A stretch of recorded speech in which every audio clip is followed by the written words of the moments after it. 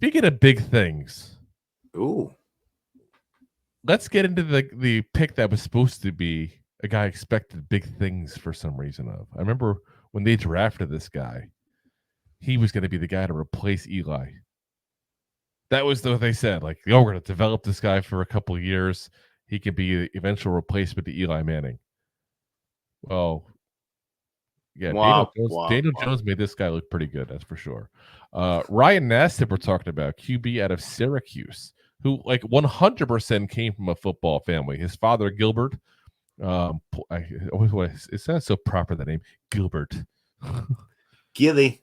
But yeah, Gilbert played tight end at the University of Delaware. His brother John played defensive end for the University of Delaware as well. And his brother Carl, you probably know Carl Nassib. He played 7 seasons in the NFL.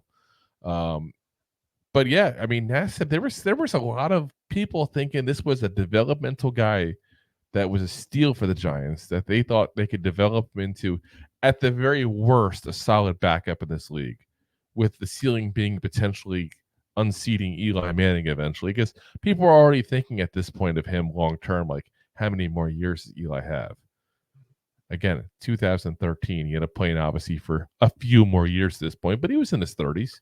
The conversations start popping up at that point there. He basically just lasted, though, through his rookie year and obviously didn't impress the coaches too much. Spent 2016 on the IR as well.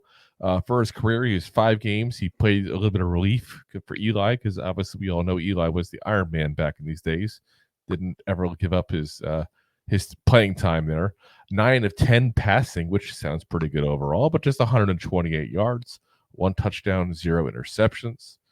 And that was the end of his career, guys. Nobody pretty much wanted him after that. He spent some time with the Jaguars and Saints at 17, but never stepped on the field. Was kind of like the guy they signed during an injury. I forget who got injured for the Jaguars. Remember, right? They had like a bunch of injuries in the quarterback position that year. They were just desperate to get somebody in there to be a backup for him. He did get married in 2016. Not much news for him overall, though, on what he's done since playing there. Like I said, he's a guy that I know that a lot of coaches liked overall as a person. You always heard good things about him as far as, locker room wise and stuff like that. He wasn't, fighting Cullen Jenkins over headphones like other people. So, hopefully, things are going well for him. It'd be nice to find a little more. So if anybody finds any more information, feel free to pop down the comments section here.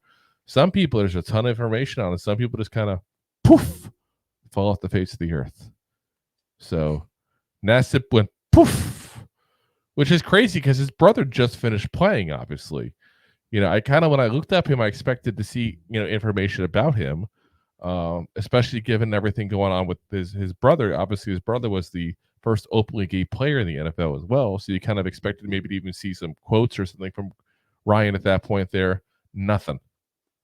So like I said, hopefully things are going well for him and the whole Nassib family there, because I love it when you see these guys as like 4 or 5 people all playing football in a family. I mean, obviously just 2 of the 4 got into, the NFL level at that point, but that's still pretty damn impressive that 4 guys in your family play collegiate football and 2 of them make it to the NFL.